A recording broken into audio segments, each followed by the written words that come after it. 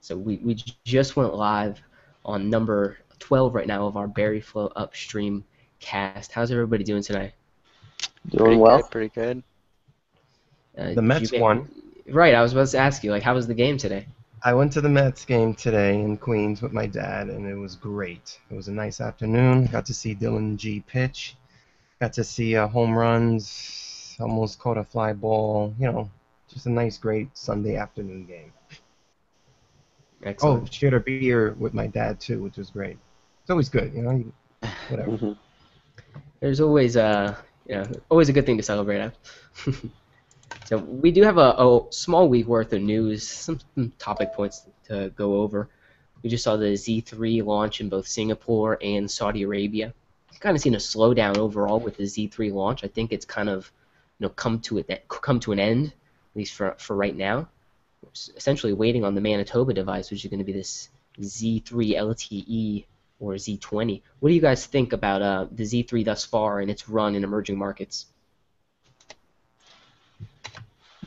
Like what I've seen from downloads, yeah, what I've seen from from developers' perspective from downloads, it seems like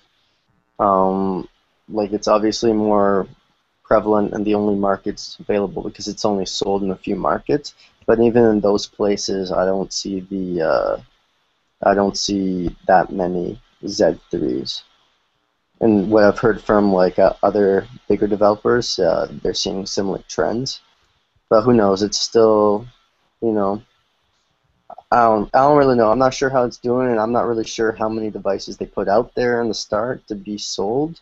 Um, I believe maybe, like I've said previously on other upstreams, that they're being a lot more cautious with the Z3, kind of just as a testing ground for the Foxconn partnership.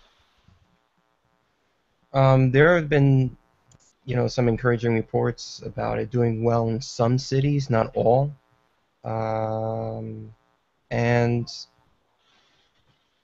like Brandon just said, I'm not going to know the real numbers until reports come out and we get an actual figure how well the device has been doing. But overall, I mean, the device has always itself has gotten really good reviews, and hmm everyone who's come across it and used it really liked it, really loved the device. So, as far as like this release in Saudi Arabia, not sure if that's going to do too well. Not as well, at least, as in, like Jakarta when it first launched.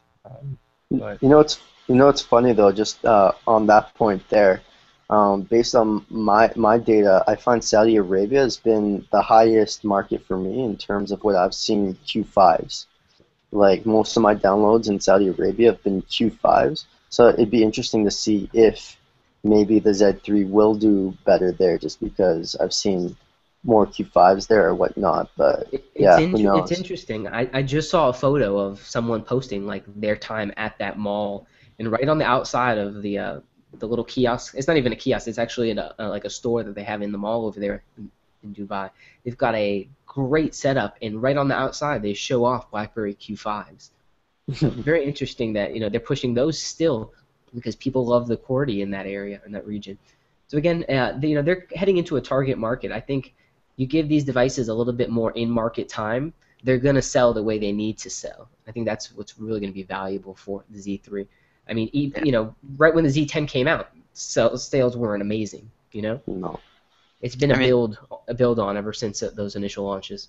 like there are people who even in the US who maybe more so hardcore BlackBerry fans, but they've got their hands on the Z3 and they're actually using it in place of their Z30, and I find that just like insane. But it just shows hmm that, you really don't need that crazy of like internal hardware just to get all that out of BlackBerry 10. So, And I Like think, it yeah. goes beyond that even. Like we just put something on our BBM channel about legacy devices, and a lot of people still are rocking legacy BlackBerry devices. There are millions. I mean, there are potentially more people on legacy devices than are on BB10, even though the sell-through is different at this point. But there's still a lot of people who yeah, like just that Craigslist hmm quintessential stuff. Yeah. keyboard QWERTY BlackBerry experience. So there are Chen, certain bringing a BB10 forward with the Passport and the Classic, definitely a lot to be done there to You kind know, of migrate the I mean, base over. yeah, and you know what's an interesting point about the Z3 is that I've talked to a lot of people, and a lot of people think that the Z3 actually looks nicer than the Z30. So from a marketing aspect like that, like back to Alex's point about people in the States, some using it instead of the Z30, you know, as we've seen before, especially with phones like iPhones and other phones, it's not just about the power underneath, it's about whether, people like the way their device looks. Yeah. Does that Also, make outside sense? of the aesthetics too, which Yeah. play a big role, is just budget-wise. I think the consumers now are being more conscious in what they throw their money at, and they're looking at a device like the Z3 or the Q5, and they're comparing it to like the Z30 or something else, and they're saying, "Wow, I get the same experience on a lower end device than the higher end," and they're opting out for the lower ones. I So, totally agree. I mean, you look at the vast majority of the Android devices out there, they're not the high-end Androids. They're the No. middle yeah. range. I got it cheap. It does what I need it to do types of devices. And the Z3 is that and more.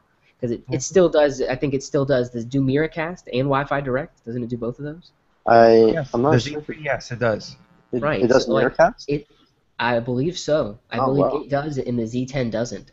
It doesn't Yeah, have NFC though, right?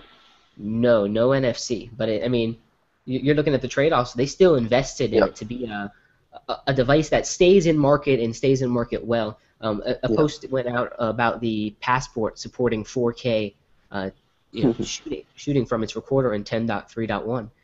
It kind of again like, do you really need it? How many screens out there are really using 4K? But again, future-proofing your devices is a smart move for Yeah, BlackBerry right now. for sure. What do you guys think about the? I've heard some prices flying around about the Passport, how it might be, 650, reaching up to almost $700. What do you guys think about that price point there if the Passport were to come in at that price?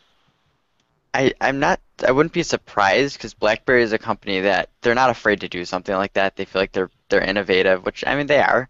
And it's probably not the cheapest phone to build. It has decent specs, and then they're doing the whole, touchscreen keyboard, which that might actually be somewhat expensive technology we don't really even know. Hmm. Um, I'm hoping they don't price it at that because if they price this well, I think some people might actually buy it up just out of interest. Whereas if it's priced really high, they're not even going to take the gamble. It's like the Storm. The Storm had Yeah. so much publicity, but it totally flopped, and a lot of people like bought it up. So I think people might even be skeptical about that whole thing too. Um, It's gonna come down, I think, with going off of Brandon's question of pricing. It's gonna come down to the carrier stores themselves, Exactly. where That's this what I was device is about to gonna be say. Yeah. seen. I mean, you could sell a $650 device for $150 on contract, and bring in a real solid offering with that device. If I could get a Passport for $150 and I look at what else is being offered, you can clearly see, right up front that you can get a lot from the Passport device. I mean, you have the big screen, larger than what iPhone users are used to carrying. Uh, I think I think honestly, if they can price it right with carriers and push it through those channels, they have a good, successful path there for them to continue forward. Jubei, what are your thoughts on the Passport pricing? You've already were over at the BB Security Summit. Did they talk or cover any of that there? They didn't touch on the price so much, but I think there has to be a delicate balance between adoption and then because the features that the device has does get warrant that extra premium price that they throw on top of there. They could sell the 4K element on there, they can sell the touch capacity keyboard on there, so they have some sort of justification to keeping the price a little bit high, but they also have to keep that balance, that delicate balance. Like, okay, we want these devices in people's hands. So we got to hit that sweet spot where people are not afraid to purchase the device.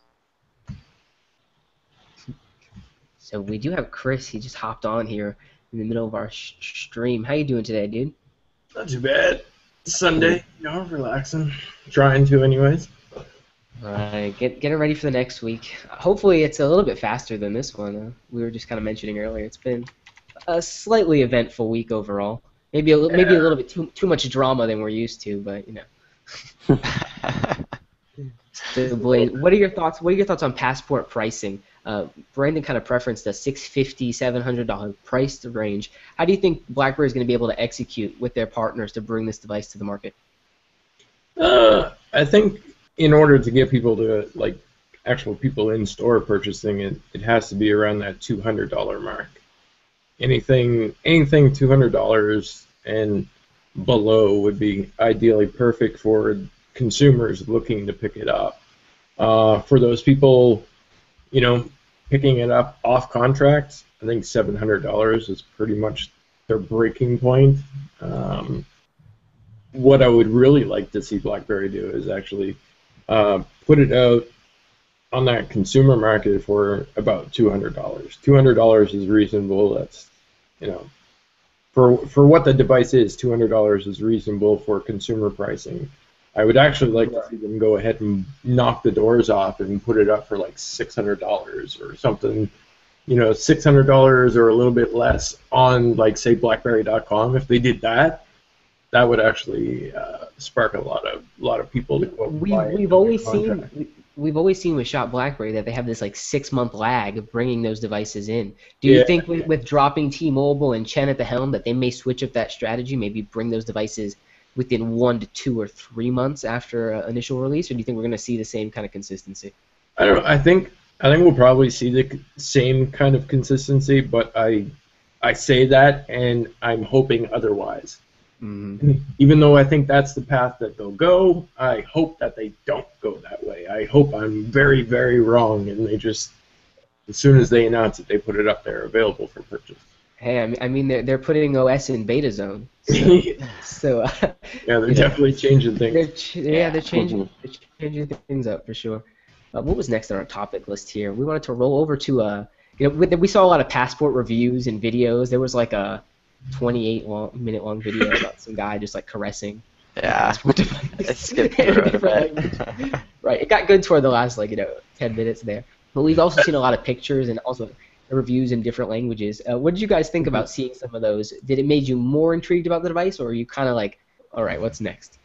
Oh man, I'm just at the point where I've seen, I've mentioned this earlier this week to James and Alex, that I'm just sick of seeing the Passport right now. I just want to, it needs to come out because it's just, there's been so much, so many video reviews already, and so many pictures of it that it's kind of like, okay, it's just got to come out now because there's no surprise anymore. It's just a matter of when it's coming out. There's been early reviews of it too on other mobile tech sites, right? Yeah. Other mobile tech sites like Crackberry, they had the first pretty substantial one there. My issue with that though is that all of the reviews, aside from the obvious of them not being in English, but I realize that we're not exactly the audience for that either, because I don't speak Czechoslovakian or whatever the case may be, or Russian, whatever. Aside from that, is that everything is based on pre-release hardware, and it's nice to see that stuff when it actually does pop up. It's cool, but like everybody said, they all get tired of it eventually. You don't really want to see it anymore. It's just like, come on, why don't you just put the device out there at that point? Yeah. So it's one of those things where it's cool to see.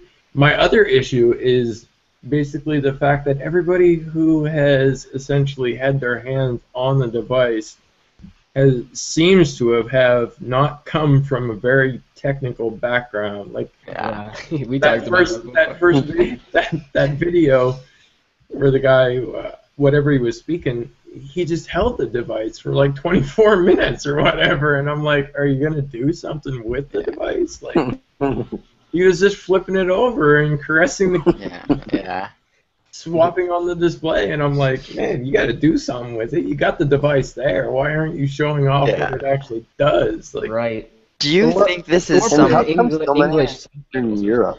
Why are there so many in Eastern Europe? What's going on here? I guess I have 2 or 3 video reviews of where they're from Eastern Europe with the Passport. It's no joke. I hope I don't get flamed for this, but the Eastern Europe carriers are pretty lax. They just slide over there. And then there's also that assumption. Well, not assumption, but essentially a rumor that it will go to Europe before it will go anywhere else. So Right. I heard like UK launch kind of disseminated out and it rolls over to other countries as they've done. They always do these cascading device launches. It is what it is there. Speaking again on cascading rollouts, we have AT&T rolling out 10.2.1.3014. You know, overall, like I don't know, kind of like a letdown overall that it's coming so late. I almost wish they just wait for 10.3 at this point, because does that mean we're going to have a further delay on that OS coming out? Yeah, probably. Right. Didn't Brent just release an update for their Q10s? Yeah, they did that like 2 weeks ago, I believe. Yeah. Verizon still hasn't even gotten the Z30 update. Like it's just ridiculous. I don't know what to. The thing is that normal people don't care about that, and those who actually do really genuinely care about it have already surpassed the carriers anyway. So. That's true. You know, they're like, screw you, Verizon! I'm downloading this leak. Yeah. Chris, you're absolutely right. I mean, last week I spoke about when I was working on a show for the Food Network, and Ty Pennington, the host, had his Q10, and he gave it to me, and I'm looking it over, and he's still running like 10.1 on there. Yeah, I don't even know. That's awful.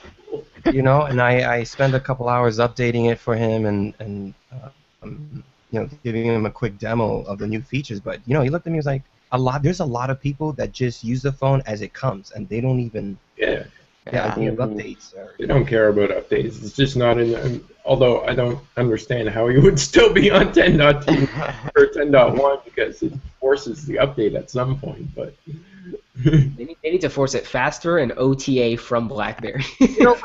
Which I mean, you talked about how BlackBerry Shop rolls out things like 6 months later for devices. What about the idea of them pushing out updates via their site instead of through the carriers?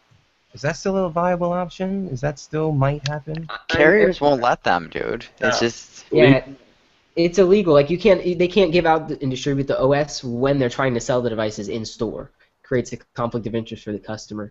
You know, who do I bring the device to when I have a problem? Do I bring it to BlackBerry? Do I bring it to Carrier? Yeah, you know what's funny? The only time that they got away with that is during the developer stages, because at that point it wasn't an officially available device. Yeah. And they could push out the OSs as they wanted. They could make them available as downloads if they wanted. But as soon as you start interfering with, you know, the consumer relationship, the carrier relationship, and BlackBerry relationship, then it gets into all sorts of legal nonsense, which is really kind of stupid. I mean, I understand it. I totally get it. However, I think if the person is smart enough to be able to, one, find those links, and two, go through the process of actually installing it, then they should be allowed to do it. There should be like 15 different disclaimers, and then at that point, if you give up all of your rights, then you can download it. 15 different pop-ups. Do you agree? Do you agree? Do you agree? Yeah. Are the iOS betas, are they full builds, or do they, like BlackBerry, do they remove a bunch of stuff just so you can't really use it as a build? Yeah, they're full builds.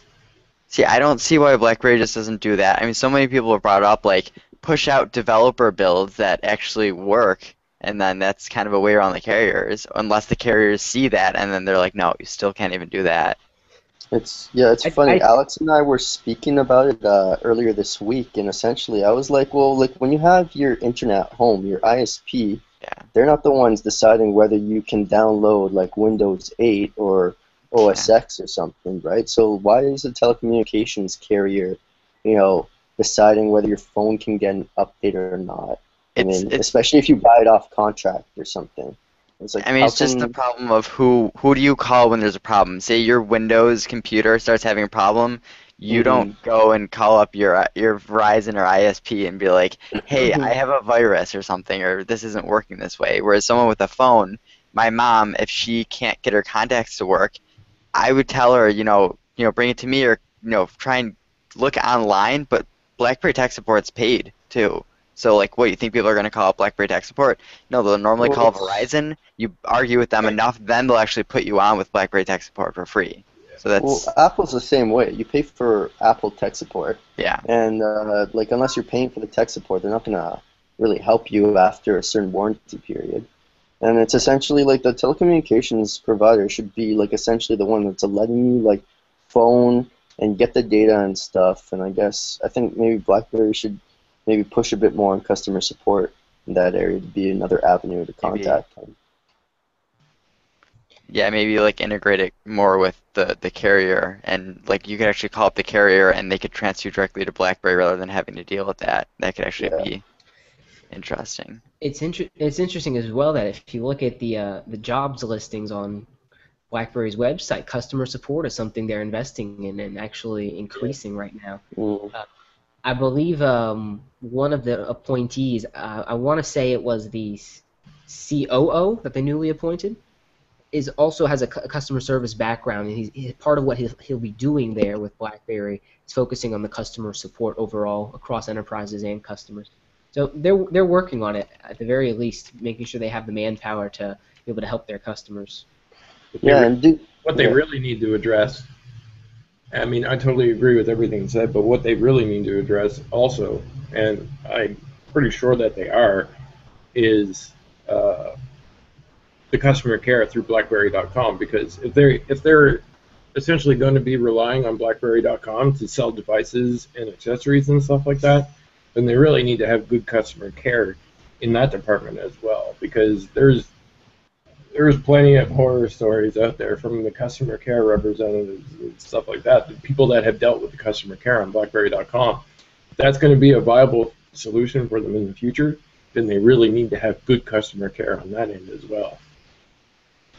Absolutely. You got to deliver a consistent experience to your customers or they're not going to stick around. That's one thing, we harp on Apple all the time for this and that, but they have a great overall experience for their customers who are fully indebted. I think I saw on your channel that you posted like Apple Care is worth it when a bunch of costs was cut off for you.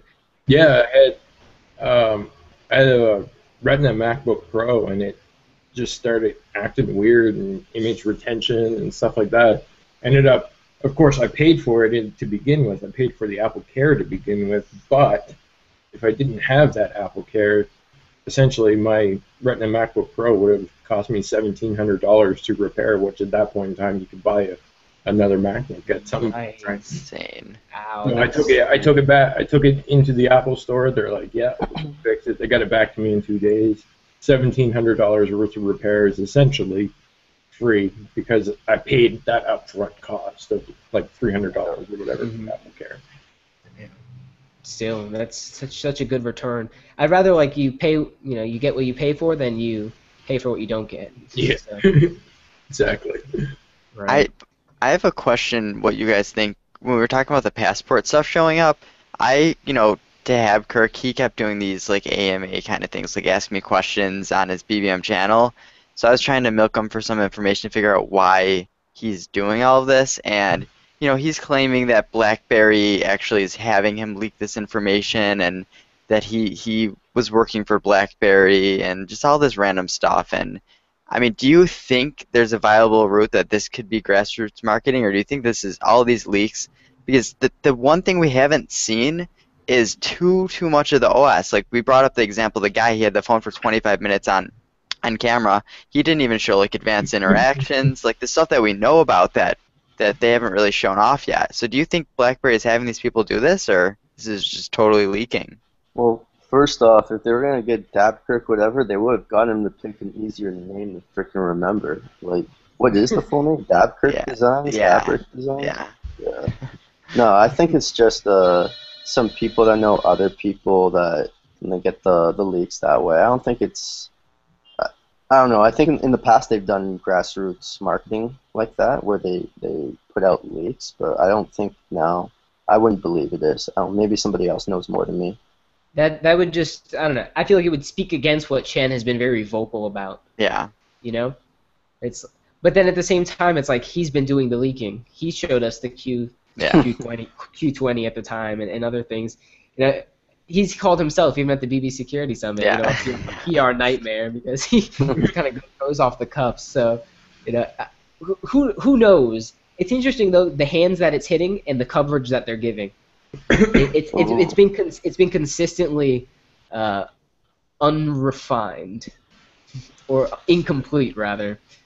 It still has not hit hands that it's supposed to. I think Carphone Warehouse was a good tell of what people will actually be doing when they do official reviews of these things. Chris, here's a question for you. What do you feel about giving the passport to a tech company like The Verge or Engadget, who really have been against BlackBerry, vocally for a while, speaking on or off about them? Do you think it'd be wise to send them a passport at this point, or wait for a subsequent device coming? Personally, I wouldn't send them anything, really. But I'm not BlackBerry. I believe they'll probably send them a unit. I don't know which of those two, like The Verge or Engadget, whatever. I imagine one of them will probably get a BlackBerry passport. I mean, at this point, the BlackBerry passport is the most spec'd out device that BlackBerry has to offer them. I mean, if they wait any longer, they're essentially going to miss out on that. So, what are you going to give them? A Z3 LTE? No, you're going to give them a BlackBerry passport and let them have at it and see what they say. But again, personally speaking, I wouldn't even bother, because what's the difference? You sort of know what the review is going to be without even giving it to them. You have a certain level of expectation based on what they've written previously. So, and it's funny because BlackBerry's narrowed the gap of things that they can pick apart and tear at. Yet at the same time, they've almost given them more things to complain about. Oh, it's wide. Oh, it doesn't fit in my pocket. Well, didn't the Engadget just do like I don't know, BlackBerry blogs did it. They put out something on messaging. It's like a nightmare. We got unified hub. Something essentially like they want the BlackBerry hub, but they don't mention the hub at all. So well, they got so many comments on that. The author of the article actually went back and edited the piece. Didn't really edit it, but she like copy and pasted like commentary in. She just said, "Listen, I acknowledge this, but yeah, no." Everyone's just like, "Did you even the try?" hub does everything I say, but no. Yeah. What? I think she came back and was like something like it doesn't integrate other accounts outside of the basic BlackBerry ones. I'm like, yeah, what she said didn't make sense. And then she also mentioned that it's not available as like a downloadable app or something or other. That like it's not cross-platform. So that's a hit on it. It's like, wait, what? Because the hub isn't cross-platform, it's not as good. Wait, what? That's the dumbest shit I heard. And that's the thing. Like, anybody who is actually genuinely interested in BlackBerry isn't going to those sites to read them anyways, which is why I say that they probably shouldn't get a review unit. Nothing against those people. It's like, why? The BlackBerry readers aren't going there anyways. The only time a BlackBerry reader goes to Engadget or The Verge to read something about BlackBerry is when those publications screw up and say something silly. It's like... And then BB Facts. The hub messaging one, like that's the only reason why BlackBerry people went to Engadget, was because they wanted to go ahead and correct the erroneous information that Engadget was putting out. So, and so narrow-minded. Yeah, and the only flip side to that is that Engadget has a reach to consumers that are completely oblivious to BlackBerry. So they're gonna read it, and they're gonna say, "Oh," and not have any clue on what the reality of the situation is. I think that's where some of the BlackBerry fans, enthusiasts, they get upset, because Engadget has another kind of reach to a different kind of audience, and any kind of positive news would be great, but they still fumble on just basic information. I use Engadget as a pretty good indicator on like how, like, based on the comments that BlackBerry's that they do on BlackBerry, I get it's an indicator on sentiment about BlackBerry. And lately, even though their articles are always putting BlackBerry down, the comments have slowly started to be quite a bit substantially better than they were like a year ago. You still get people who are like, oh, BlackBerry's dead or whatever, but I think overall there's lots of people who are like, you know what, BlackBerry's not necessarily my first choice, but this Passport looks interesting. I might, check it out for what it's worth. Yeah, Something like that. I think I'm pretty sure I said it on the last Upstream as well, but the Passport is just awkward enough to make people interested in it. It's just, that's that's a sentiment that people have when they see the Passport. They look at it, they're like, oh, it's weird, but it's so weird that I would probably pick it up and try it. And that's kind of what BlackBerry needs. They need people to actually pick up the devices and start using them and start trying them out. And even amongst BlackBerry users, when the Passport first started showing up, everybody was like, oh, that's ugly, that's terrible. And now all of a sudden, when nicer pictures come out and more information comes out, then you see a lot of people leaning towards the BlackBerry Passport. All of those people who said it was ugly are now like drooling on their keyboard, waiting for it to be released. I feel like that's like every BlackBerry 10 device so far. Yeah, it happens every time. Everybody, you see the early leaks and the dumb pictures, and everybody's like, "Oh, that's ugly," and then everybody hops on it once you see some nice. There was a lot of criticism, and Chris would know this. There was so much criticism when those caveman drawings of the Passport came out. Yeah. Like, what is BlackBerry doing? Are they intentionally trying to suck? Okay, perfect point to segue there. Jose, I know you felt some type of way about the announcement of the P9983, also known as a fancy Q10. How do you feel about the whole spec gambit that they're running there? Okay. Premium material should define it all, right? Okay, so when did the Q10 come out? What time last year? It's been over a year. April, March. Yeah, in March. Oh my God! So I'm not entirely sure. I'm gonna say that it probably falls a little bit more on the side of Porsche on this one. But we had early spec releases that a couple sites put out, and I said, you know what? That's pretty cool. A little bit of RAM, a little more processing power, a little more screen size, and what premium materials being put. I was like, that may be something I'm interested in. And I said at last Upstream, I wouldn't mind getting the COM device. And then the updated BBIN released the specs, and it was just the Q10. That I was so infuriated with it. I just why? I said it's just like a total fail. Will it sell? Probably. Of course it will. But here's the thing with that though, Jube. Is that a fail on your part for thinking that they would actually go ahead and update the specs a little bit, or is it just a fail on BlackBerry? Because historically, the Porsche design devices have only ever gotten more storage. They've never actually received any screen upgrades or anything like that. The only thing is that realistically, what they've ever only done with the Porsche design devices was actually take the current existing model that was out there and just wrap it in a pretty package. That was it. Right. And I guess I wasn't looking for the second coming. I was just looking for something that's worth the price tag. And I gotta say, I was disappointed with the back cover too. I mean, that with the same Q10, last week. What happened to the leather? I mean, even the the Z10 model version has it. I don't understand. Leather fades, but glass weave is forever. I mean, it's interesting. They probably designed the Con and the King device back when they first came out, and they're just finally coming around to bringing it to market. I don't think it's been a long-term design plan. Yeah, it's not like something that they were working on all this time and trying to get together. Like, how does it work? It's probably set in stone long ago.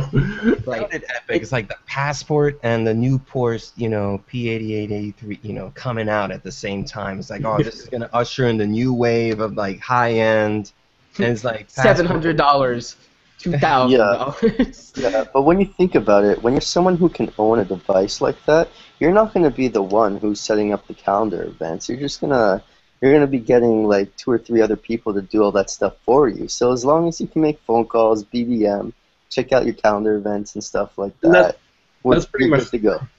That's pretty much the thing. Is like every time that somebody posts something about the Porsche design devices, and it goes way back to the very first one as well. People jump on it. They say it's ugly, how much they hate it, and everything is. But you know what?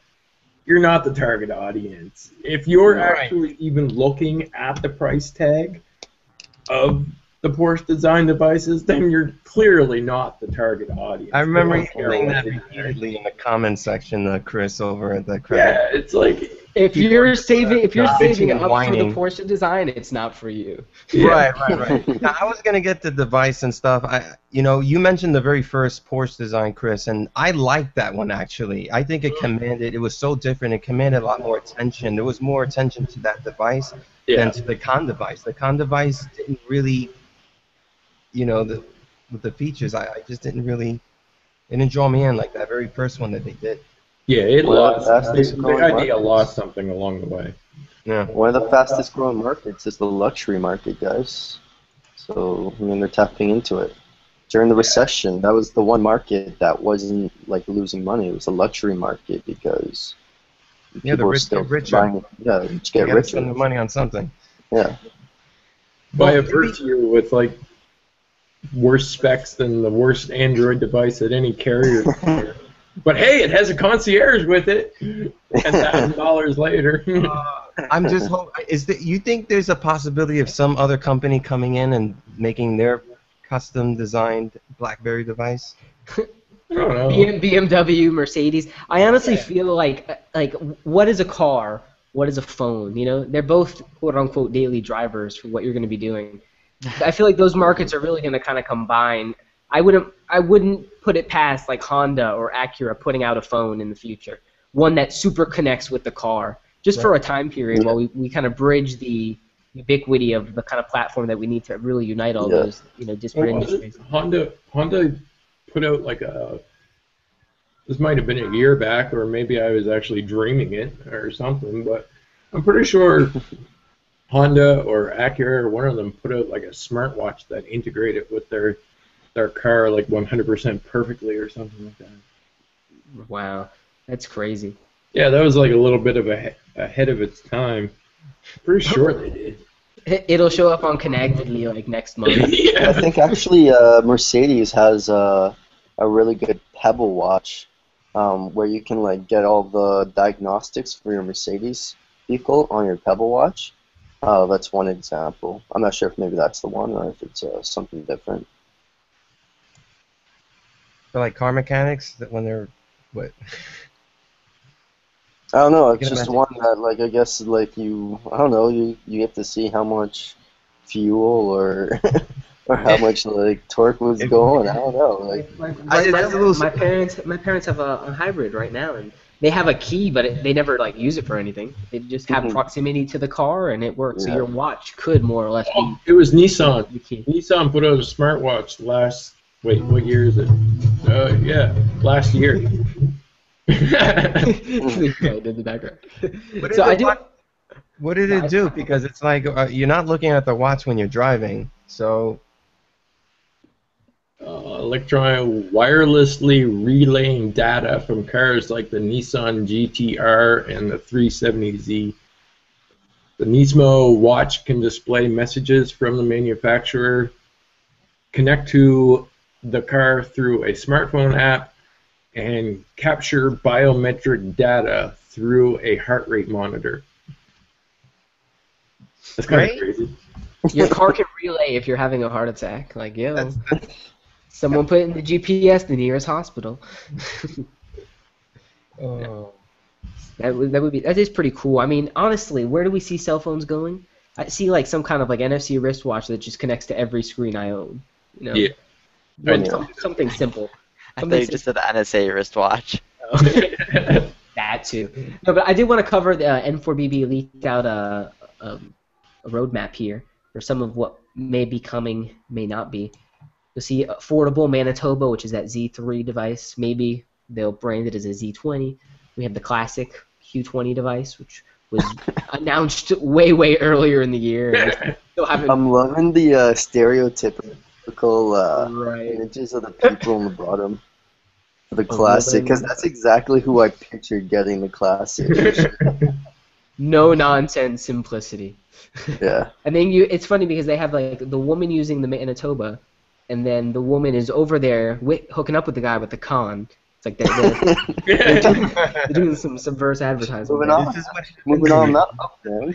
The starter device. It's like, man, But, I want to get laid. I gotta purchase me a con. it's interesting in this mock-up at least they have the red accents as well, which is Yeah. we saw that on the 296 build of 10.3 How from old is this roadmap? forever ago. Right, and when you go actually to the roadmap itself, like they don't even talk about the classic anywhere. The classic like may not be coming, at least when this roadmap was built. It wasn't on the roadmap for this I year. wouldn't be surprised if this was like last Christmas. At the Right. very least, it's May. They got the 9720 going strong. But no, it was just cool to see this, and kind of cool to see kind of how they were planning out to market it with the innovative, prestige, classic, and affordable sections. You know, What in do you- defense of the roadmap, I mean, looking at it, they seem to really cover their ends. You know what I mean? They got both spectrums and everything in between kind of covered. So, you know, all right. It's a road. they're kind of- It's never meant for public consumption, anyways. Who cares what they put on it? I mean, it's cool. It's cool to look at and see, who fits into the stereotypical categories and stuff like that. But at the end of the day, it doesn't mean much. James is back. It's just I feel I like don't feel like any of those people. Yeah, me either, really. I feel like BlackBerry's kind of playing the that Samsung game to an extent, where they're trying to build a device for for all the different markets to kind of appeal to all the different levels, just so there's that much more opportunity for people to purchase a device. You see Samsungs, and no matter what purchasing level you're going at, there's always going to be a Samsung device there. And we're starting to see that a bit more with the Z3, the Classic, which I'm not, based on what I've heard, I don't think it's going to be as expensive as a premier device like a Passport. Have you guys heard anything about that? I don't even think it should be. I think it should be modestly priced as like mid-range, right? I'm talking like right now the Z30 is on sale for $350. That's where I want to see the Classic. Especially if you're not giving me more specs on it, you're kind of just repackaging some. Yeah, like bring in a decent graphics processor, do all that, repackage a Z30 for me, and I'll be pleased enough. At a $350, $400 price range, even better. But we'll see how they go with that. Yeah, if they try and stick like a $600 or $700 price tag on that, no. People will just balk at it, but if they put it at $300 or $400, yeah. Especially if you're trying to get this device over into enterprise, I mean, make it lucrative for them so that, I don't know, you guys saw the promotion they were doing with Verizon to trade in legacy devices. All that money is worth more devices if they price their enterprise devices a little bit more competitively. And that's what that roadmap shows as well. It shows that they're basically looking at getting enterprise customers buying it. I think at that point, when it comes to the Classic, I think they actually, even though their movement wouldn't show it, I think they want to get rid of the 9900 and replace the 9900 with the Classic, and then sell that to business users.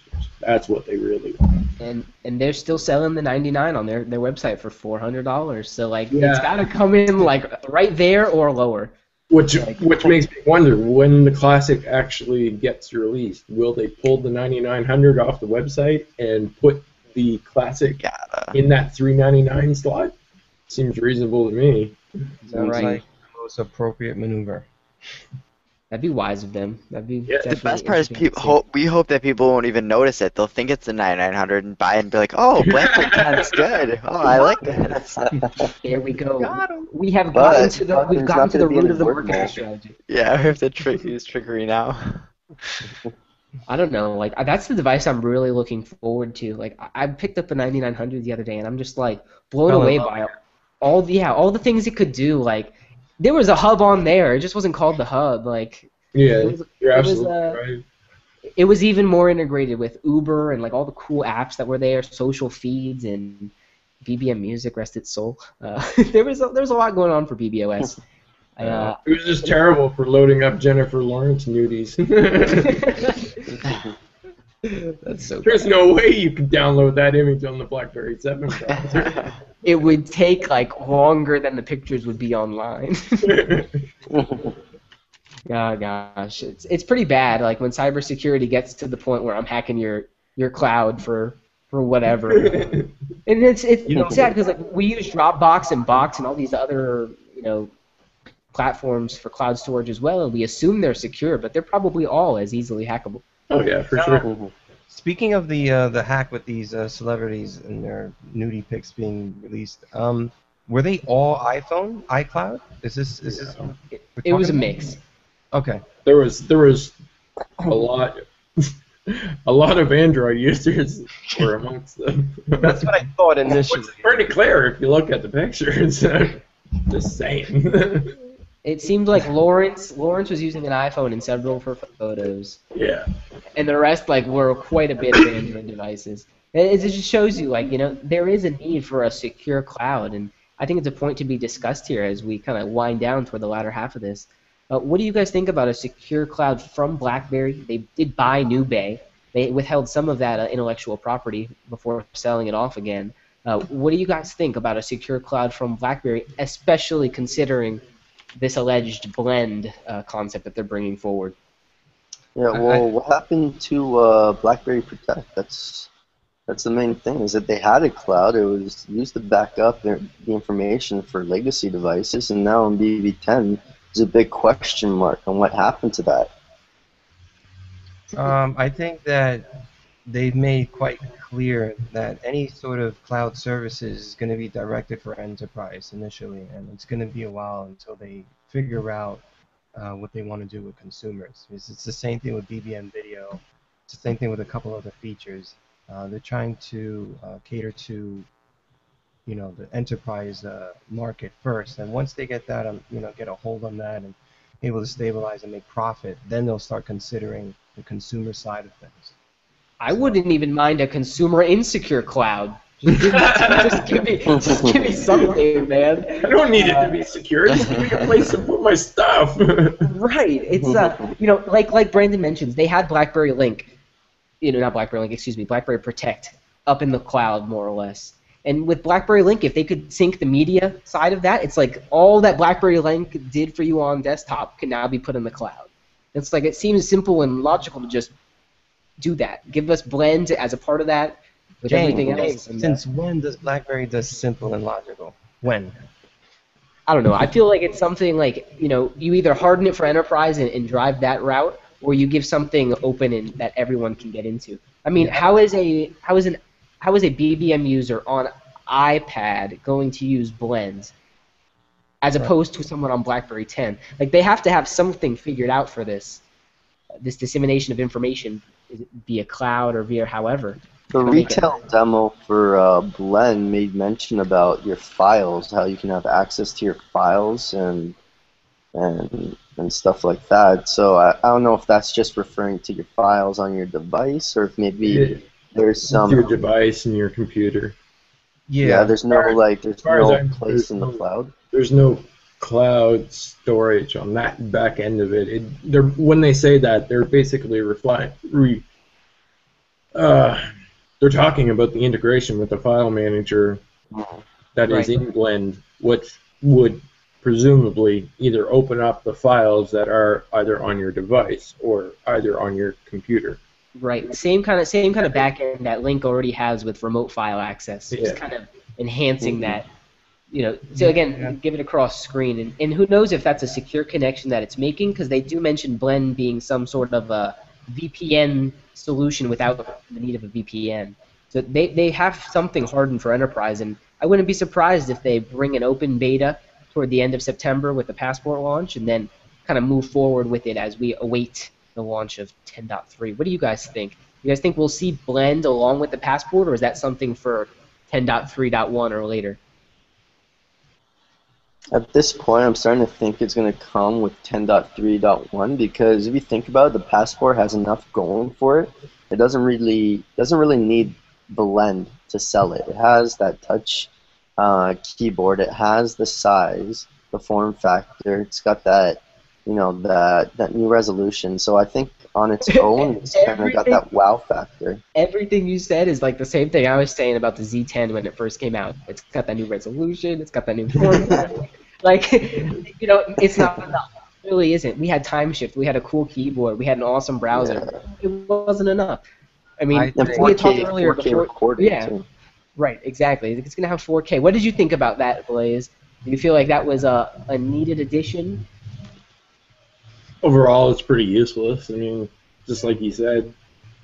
Right. Like it's I don't know. It's great to be able to go ahead and say, yeah, my device can record 4K. But file, how large the file is going to be is just going to be a joke. Yeah, right. James, we talked about this, man. It was just you're going to shoot like 10 seconds of video, and like there goes your whole 32 gigabytes. Even if you shoot it, like, what are you going to watch it on? Yeah. Your passport. I think it's 720p. I think it's a megabyte a second. I think. Damn. So like now at 4K, that would be. I don't know, say like 5 or. Come on, Alex, come on. All right, just say like 6 megabytes a second or something. It's like those people who say you need like a ridiculous resolution on the screen. That's like, how big is it? It's like, do you really need to see that much detail on a screen like that small? It's gonna strain your eyes, man. I can hold it 10 feet away and still see it crystal clear. Yeah. The problem is, though, is that it kind of sort of needs to be there just because, realistically, it does. It needs to be there. Yeah. People need to be able to say, "Oh, my phone can do 4K." Even if the person saying that never has any use for it, or even if they don't have a 4K television or monitor in their house, it doesn't matter. They just like that. They like it's to be able to what say it means, but it sounds provocative. It gets the crowd going. Yeah, exactly. I mean, just like they're advertising the phones, saying that they're 4K phones, and then like I can't believe these advertisements for some of these Android phones where they're like trying to advertise to people why they should need a 4K phone or why it's better. It's like, this is higher resolution than your TV screen. It's like, okay, what does that mean? It's like, great. How long does my battery last? Does it have to stay plugged in all day like my TV? Would you want to go back to, Jubei? I wanted to go back to, as far as like what you were saying, Blend, does it need to be launched? I think that BlackBerry really needs Blend to be launched alongside with Passport and the Con device. I think it's leaked so much at this point that they have to put it out. Yeah. It's just an overall offering that will put out a solid release. Just a solid launch release for everyone. Say, we got these great devices and we got this great software that can integrate with everything. I wonder if the Passport can be disruptive. Like, are we going to see like iPad sales slow in enterprise because the Passport? Because you have this device that can do all of that better, with giving you the screen real estate as well. I mean, I don't know. That's a rhetorical question. We'll move on from there. I do want to talk about the leaked OS that's come out. I know we'll have to tiptoe over some of our words here, though. Have any of you guys loaded it up on test devices just to see what it has to offer? Yeah, I loaded it up on every device. So, how did you feel about the OS thus far? It's pretty good. I like it. It's pretty stable. I find that it fixed a lot of the camera issues from the previous leak, and there's still some. Yeah, it still pops up every now and then. I don't want to concentrate on what's all terrible about it, but my audio when on phone calls and music seems way freaking lower for some reason. I don't know what the deal is there, but overall, I mean, it's a pretty stable build to be running on your device. I'm using it right now. I'm using the 1130 on mine, and I'm surprised by how stable the Android is. Yeah, the Android update, Android runtime player got fixed for sure. Like it works now. Like, it still has limitations, obviously, but it like consistently works for you. It's responsive, and it doesn't feel like a dead app once you launch it. That it like is semi-responsive. Like, it's there for you. And I can only imagine it's going to get better with device optimization later down the line. What are the selling points for 10.3? Like for right now, a few of my friends they're on 10.2.1 right now, and I'm trying to say I'm like it's a stable build, but I have installed leaks on their phones in the past, and they've run into some like bugs, and they're like, I really don't want to be doing this, but I'm trying to explain to them that it's like a solid build, and I really want to get them on 10.3. Like, what are the selling points? I don't know what to tell them. It's Yeah, faster, and there's the assistant. Like, it's a hard sell apart from the virtual assistant, which is pretty cool. Like I was telling my mom about this leak. She's like, "Oh, what's new about it?" I'm like, "Oh, it's got this like virtual assistant. yeah, Like you can do it this." looks She's like, pretty. "Okay, like what else can you do?" I'm like, That's what like, I'm running into like too. Like, like there's so download two much, but computers it's in an tough to. app, Yeah, I don't know. The like triage cars. is pretty awesome. I like that. yeah, that's true. Which didn't they rename it to just Hub Instant Actions? Yeah, I don't know what they named it, but whatever. All I I got did. is more I buttons in just, my box. like on the left side, you can mark it as red and odd red. Like I didn't even notice that. That's like one of the little BlackBerry things that you just learn later on. Like some Yeah. people they notice it right away, but it's pretty cool. I'm pleased with it overall. I love the signature action that they're bringing together. The Yeah. whole 10.3 OS feels very cohesive, and I don't know if you guys have noticed, but the more you use a core application, the better it gets. So if you actually play within the native music player, it actually adapts and changes to you the more and more you use it. So when you open it up at first glance, it looks very like bare bones and simple, Oh but yeah, it'll it start is. it'll start filtering and changing for you, and so does the pictures as well. Yeah, I The noticed that OS with is the very album Yeah. because yeah, when you open right. it You have up for the very first time, it just gives you the playlist of like all the albums. But once you start actually using it, it yep. starts putting all of the stuff that you listen to the most up at the very top. Right. So it Yeah. gives you like It gives you sections. top played and Yeah, just yeah, like yeah. It a gives you double sections carousel to with roll all through. the album art, so you can actually just tap on the album art, and then it dumps Mhm. you right into it. Yep. And it's real cool how they're kind of advancing the whole adaptive kind of idea that they've brought in ever since bringing in that share framework. Now it seems that the voice can adapt to you as well in other parts of the OS. So just cool to see that they're trucking forward with the OS, bringing it into beta zone, ironing out the nonsense that comes along with that. Mhm. And, I hope it doesn't tarnish overall what's going on. I mean, we have leaks. They happen all the time for different OSs, different pieces of information. How do you guys feel about leaks? We had mentioned D. Habkirk maybe working undercover for BlackBerry, leaking these out at their whim. Do you think that leaks are an important part of the BlackBerry culture at this point, or do you think that that's something that needs to change overall? I don't know. I think leaks in some circumstances are actually really relevant, and they need to be presented when they actually do happen. However, uh, there's also circumstances where leaks shouldn't be published because it sort of damages the brand. I mean, very early stuff probably shouldn't be leaked. I mean, I can't give any examples because I can't think of any right off the top of my head. But Squircle. there's a certain point there where probably don't want to put certain stuff out, and then other stuff it's a little bit more refined and a little bit more polished. It's tough. I mean, I look at the side where you got these blog sites and everyone's trying to beat the other site to the latest and greatest. And, they'll get their hands on some information, some leak, and they'll put it out there. And you kind of wish there was some form of like integrity with them. It's like, you know what, this leak is probably going to do BlackBerry damage because it's not complete. It's got a lot of holes in it, and I'm just going to keep it to myself versus putting it out there. And then so many other people are like, is this it? This is crazy. How can BlackBerry do this? With the red accents. That was a whole like huge Yeah. upswing. And it's just like, even at the BlackBerry event that I went to and covered, there were some people in the BlackBerry staff that didn't even know that there were red accent marks even ever there. They're looking at us, and they're like, really? There were even red ones? I didn't even know that. How do you guys get this information? Like, When 10.3 went into like internal beta testing, I had to tell one of my friends that it's like, yo, you can long press on the active frames and move them around, and he's like, huh, that's neat. They don't have any kind of official like this is what's new. They don't have change logs. No, you just get it, load it when you can. And it's interesting overall to see, official or unofficial, there is a massive beta test going on for BlackBerry 10.3. BlackBerry 10 in general, people are always testing out new and different builds. I wish there was a way to kind of bring all the information that is out there and kind of funnel it, direct it at BlackBerry. I know Crackberry does a good job of it already, but there's even more out there that could be consolidated for the community. But any closing remarks from anyone about their BlackBerry experience thus far? Otherwise, we'll cap this out.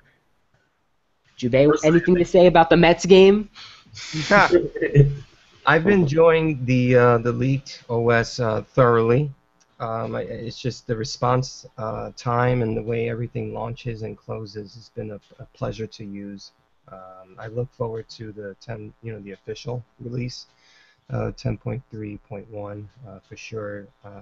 For everyone watching, listening, it's certainly that hasn't downloaded the leak. It's certainly something to look forward to. It's going to be such a great experience that BlackBerry could certainly market and stand behind 100%, especially with the new devices. So I'll close out just saying they've done a tremendous job, for sure. All right, before we move forward, one last thing. Everyone, look at your phone. Tell me, if you're on 10.3, tell me how many active frames you currently have opened. Are you utilizing the feature? One. I actually have 3. 0.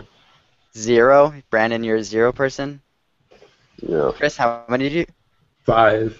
5. Jeez, he's really using it. Jubei, I didn't see how many you had. I'm going to shut one I don't have because any. it's my phone log, but you guys think I have all of them. Yeah, there you go. See, I can appreciate that. Like, I'm not getting that much battery drain. I constantly leave 2 open. Every now and then I'll let it go to 4. For those of you who are closing everything, what exactly is it that's making you not want to keep it open? You're just used to closing it out? Like, habit, bro. Like, I love the static home screen and that it gives you the date up front. I mean, you guys saw in our group what Marco was working on with his peak inspired by Brandon's little music gesture. So I kind of like the static home screen, and it gives people a central focus point. And I also like seeing the wallpaper underneath because the rest of my pages all have a grid. So for me, it's kind of habitual. There used to be a time where I would run one page full of apps, so that as soon as I closed out an app, it would automatically bring me back to my app tray, so that I always had quick access to everything. But no, things are changing with the OS, and I guess how I'm going to have to use it. yeah, just it's more utility based. I mean, aesthetics aside, always having my calendar open. So like when I'm in an email and I pull down from the top and there's a calendar appointment or I get a notification, the calendar opens up immediately because it was already opened and it just pulls the card on top. And speaking of calendar, can I just say I love meeting mode? That is amazing. Right. Yes. That is that reason alone should be enough to upgrade to 10.3 if you actually have like that's very true. Calls or anything like that. Is anything like that on, say, like the iPhone or Android? Because I feel like this is a very BlackBerry productivity utility that other people aren't thinking as much about. I think they're similar on iOS. I just can't remember what it's actually called. But I don't think there's anything identical to it, at least built into the operating system on BlackBerry. Or, sorry, Android. I had a BBM earlier from Daniel, who's in our group, and he was like, how does this work? Like, does every calendar appointment I have going to silence my phone throughout the day? Like, is it based off how the calendar entry is put in? And I'm like, I think it's just busy. Just busy, so nothing else. Yeah. Okay. Which that's the right way. Like, I remind myself for TV shows, I've had to try and get in this habit. I used to have it marked as busy, but now I make it free because sometimes I'll miss the TV show. I don't want my phone just to go into vibrate or silent mode. So I'm the non-important stuff, I just make it free and I'll know at quick glance. I'm just trying to use my calendar differently now, but they might change that in the future. Alex, you should write like an article about you're doing BlackBerry 10 wrong. Yeah. I feel like there's so many user habits that I think are gonna have to be brought down. I mean, especially for users coming over from Android or iOS, it's a massive change in the usability perspective. Yeah. And that's a viable argument as well, because not everybody uses their phone the same way. I remember one time I did a video for Crackberry and I posted it, and I was reading through the comments and everything, and somebody was somebody asked me like why I wasn't swiping through everything rather than just tapping, because I have a tendency to tap wherever I need to go rather than actually swiping through some of the menus, which is perfectly fine. This is just how I learned how to use the phone. But realistically, that person saw it as being the wrong way to use it because I didn't need to tap. They felt like it was an extra step that I was taking, and my productivity could have been improved by actually just swiping. And they're absolutely right, but it just wasn't the way that I used that particular app or whatever it was at that point. It wasn't in my mind. But ever since then, they put that in my head, and now I swipe through everything. Right? That's such a good point, because I bring up the active frame thing.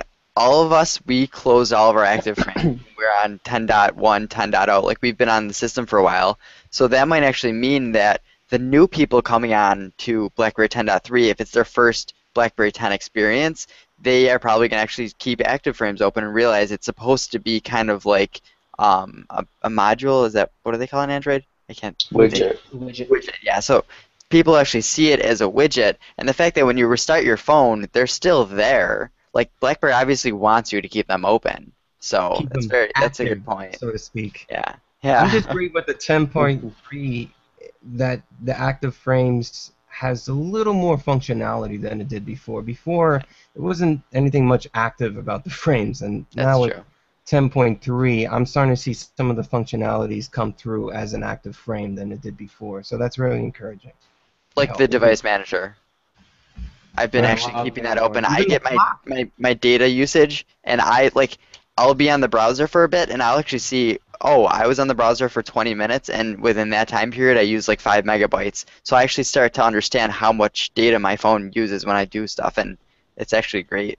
It's kind of funny because that implementation actually puts a lot of third-party developers out of the mix because it's already built in. You no longer need to download an app for it. That's very true. Which is, that sort of happens across the board at some point in time anyways, because Android does that at numerous times, and even iOS has done it. Like, they've basically gone ahead and taken some jailbreak applications and actually built them directly into iOS. So flashlight app.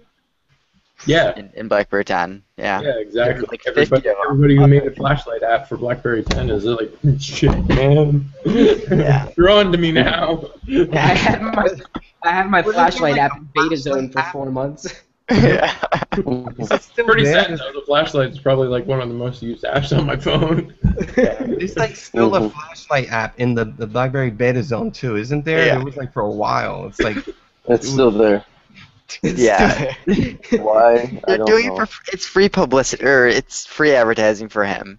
Yeah, seriously. BlackBerry needs to regulate it. Not beta for a flashlight. Like, I think as for BB, they dominate beta zone right now, and it's like, I think BlackBerry really needs to moderate some of this so it doesn't get totally out of control and let a few more good developers in there, rather than have as for BB have 6 apps in there.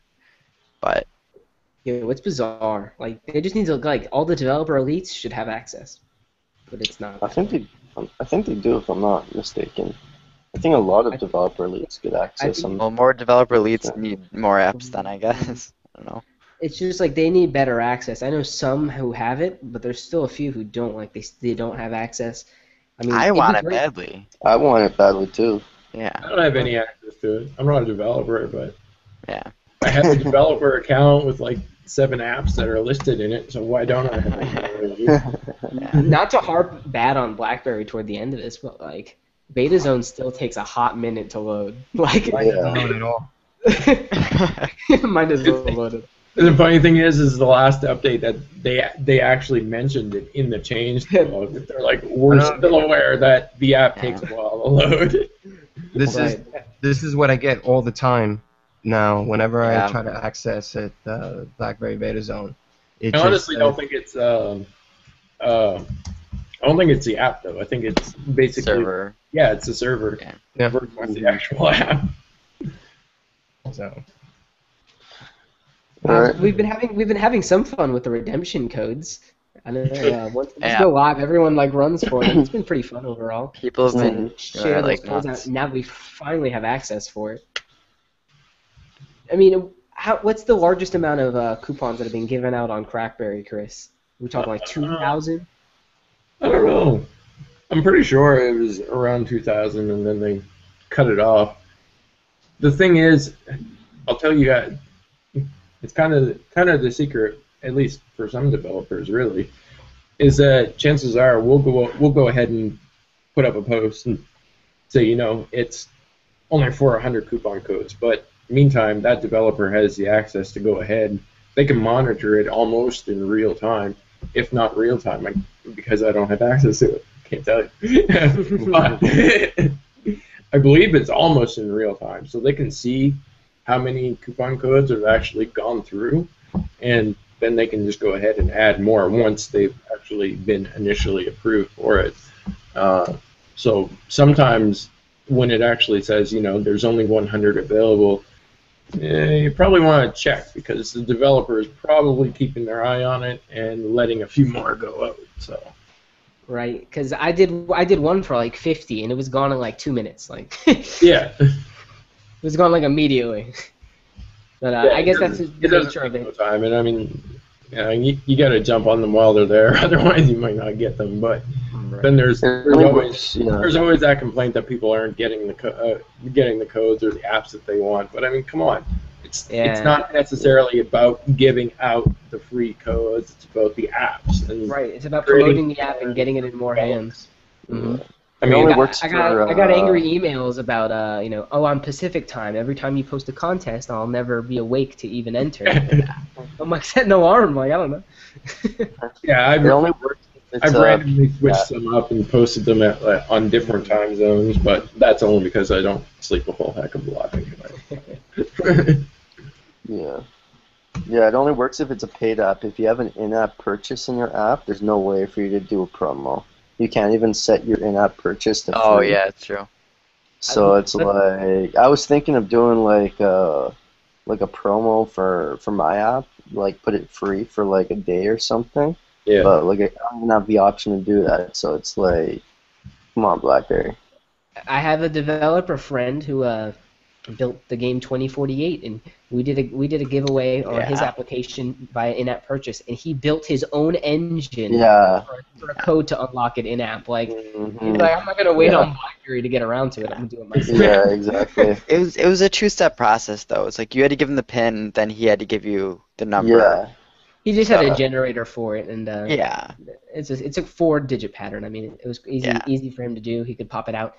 He actually built a developer tool for BlackBerry 10 called Codex, I believe, and he was able to plug it in there and get out the algorithm directly in app. So he built his own app to work on his own engine, awesome. which is cool. Yeah. Yeah. I do want to talk about one last thing here before we kind of wrap this up, guys. Passport device, 8 active frames, at least from what we've seen thus far. Because you have all the active frames on one screen, and it doesn't look like you're going to be sliding up and down to see more applications, at least on this OS, would you guys like the ability to close them like we did on the playbook, rather, and just kind of flick them away, or do you like hitting that static X target? I don't mind the X target, but they need to make a way to close the app from within it. Like, there's times where I'll open up an app and I know I just want to do one quick thing and close it. I wish I could swipe like through the top and it'll just throw it away and close it or something. That's something that I've always thought about. Just have swipe midway to the screen to minimize it to an active frame, and then swipe from top all the way to all the way from the bottom to the top to close it completely. That's what's done on Windows, I believe. It doesn't close it; it like minimizes it, but more or less the same thing. Get it out of your way. Some refinements to be made there. I would really love to just be able to kind of like quick delete them, on a whim. I even like some of the corner gestures that we had on Playbook to pull in the keyboard and check notifications. Yeah, they were cool. Right, there's a lot of potential for that platform. Even the showcase mode on Playbook, like, are we going to get that on BB10? Yeah, that would be cool. Huge batteries that are coming in. I think the Playbook had a 4,500 milliamp. Is that correct? I think so. And like the Passport's coming in at 3,450. So I mean, they're getting there. We might be able to get some showcase mode. totally killing the battery in a couple hours. Yeah. I find with the active frame, it takes me, like, if I'm trying to close something really quick, I find my accuracy is less, like, I'm less accurate, so it takes me 2 or 3 attempts to just close an active frame. Because you gotta, like, do, like, pinpoint precision on this little X, right?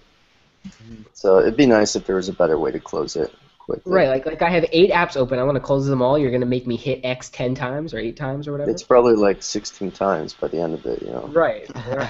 So let's close off. We actually got a YouTube comment here that's pretty interesting. What do you guys take on the financial report that's coming soon? Do you guys feel that they're going to have about the same amount of shipments, a little bit less? Let's hedge our bets, and then we'll close off here. We'll start with Alex. Do you think they're going to hit above above last quarter, or do you think they're going to come in below device shipment-wise? I mean, I think they're going to come above, but then again, I think the sentiment overall is changing about BlackBerry, so I don't think it would be that crazy for it to be above. It's not going to be anything crazy, I don't think. Nothing that we aren't expecting. But I think, the Passport and the Classic coming, that's when it's going to become interesting about the sales. Right now, it's just kind of like, they'll sell a little bit more, but... Brandon, what about you? What are your thoughts? Do you think they're going to hit the target that they need to sell the 10 million devices in the fiscal year, or do you think they're going to do a little bit more? I think it's going to be probably the same as the last quarter. I don't really think they're going to see that much growth, or if there is a decline, it's not going to be that big. I think they're banking on this fall season to sell a lot of devices. It's interesting as well, before we move on to Chris on this one, that they do have a tax write-off from last year that's going to be coming back for them.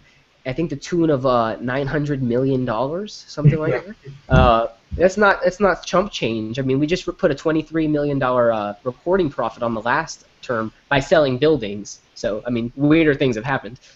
Yeah. Whatever makes it look good, I think is what BlackBerry will do. I think they've been very prudent about the management style and what they want these reports to show and represent. Chris, what are your thoughts? Do you think they're going to hit the target that they need to hit, or fall a little bit short?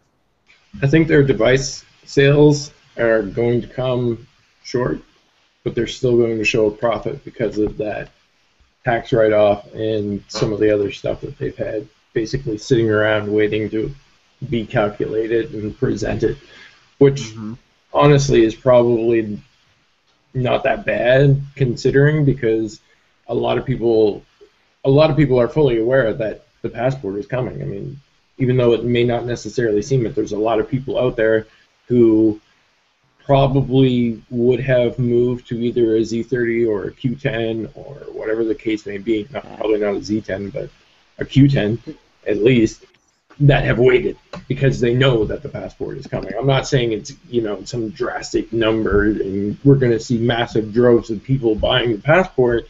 12 people day one. Yeah. That's the lines in front of Canadian carriers. There's, just from what I see, even on the forums and stuff like that, and there are people out there who've had plenty of opportunity to purchase previous BlackBerry 10 devices, and they've held off because they know that the BlackBerry Passport is coming, especially with all of those deals between Bell and Verizon and Rogers and all that stuff, where they're giving away Z30s and Z10s or whatever the case may be for like $0, right?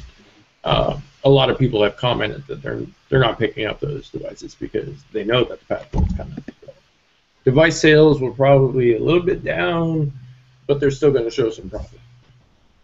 Oh, right. Jubei, what about you? What are your closing thoughts on whether they're going to hit the hardware targets and financial targets that they have for themselves with this coming quarter end?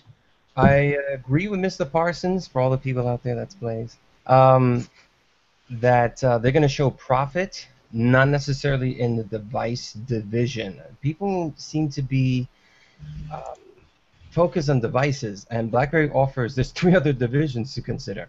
And we don't know how well stickers has been selling on BBM. No, they're doing great, bro. No, yeah, they're doing phenomenal. I bought maybe $1 million worth of stickers myself. And they finally gave us a free one. Alex mentioned it here in our group chat. The BBM buddies are actually cool. Like, can we see more stickers like that? Yeah. They're not just the normal emoticons blown up. Like this is integrating them, you know? And by like that, I mean free. No, I'm just kidding. Well, yeah. They're implementing a little bit of marketing, advertising into the BBM thing. We're looking at the QNX. They always seem to move in the shadows. Then we also have Bez. I mean, how many subscribers are they at this point?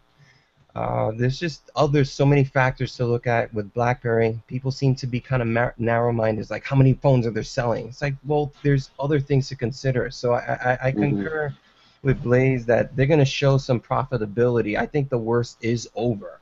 Personally, I believe the worst is over for the company, and the turnaround is looking very well. The transition is complete. We saw a while back that there was an internal memo that was kind of leaked of John Chen saying that everything was pretty much done as far as who was coming in, who was leaving, who's staying, and all the management pieces.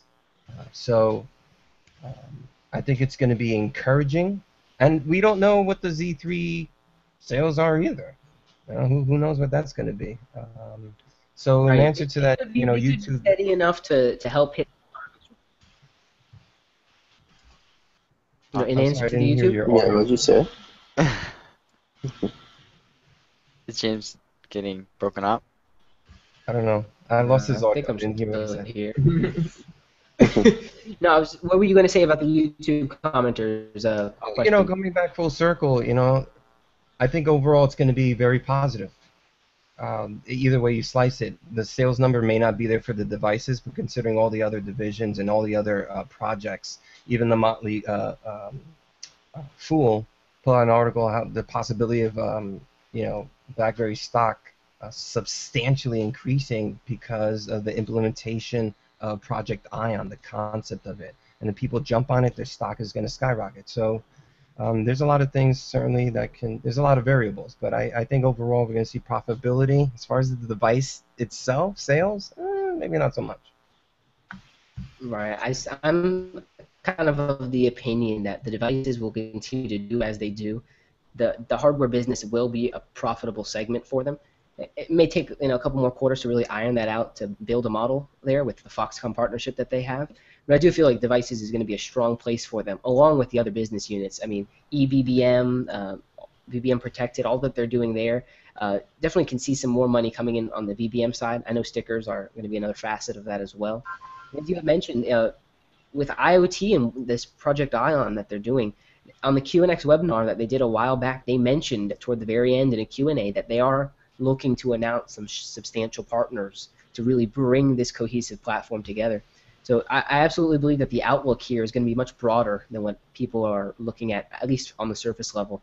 And Absolutely. that's why we're here. We're here to talk about it and make some sense of it. So I really appreciate having you guys all on. Everyone check out Brandon's @Penguin. You can see a little image of it here if you're watching. Yeah. Free to use, download, check it out. There's pro versions as well if you want to help financially as well. So you guys have a great rest of your night, and thanks for watching.